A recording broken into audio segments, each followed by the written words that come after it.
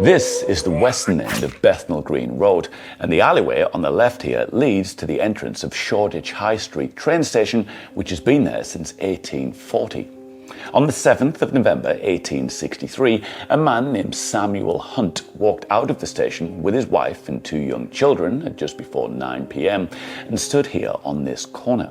34-year-old Hunt was a druggist by trade, a travelling medicine and chemical salesman, and on seeing an opportunity, he stepped out into the road to flag down a cab.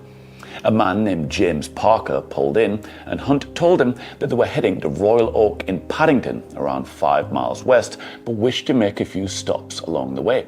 The four climbed in, and being a horse-drawn vehicle, Parker remained sitting on the outside to guide the horse. He was unable to see into the cab. He headed west along Bishopsgate, and on passing here, where the Green Dragon pub used to stand on the right-hand side, Hunt leaned from the window and shouted at him to pull in. He handed him a sixpence, then asked him to get him a beer, which he did, and handed it to him in a pint glass through the window.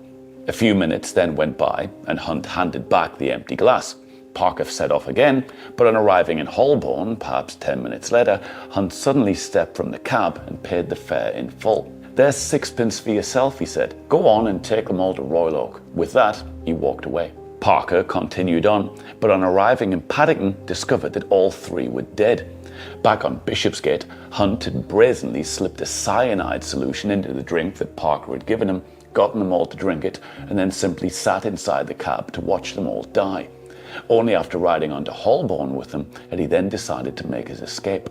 He was soon found at a house in Camberwell, but when police arrived to arrest him, he poisoned himself to death with a different substance, and that was the end of that. I'll see you back here next week for another Morbid Monday.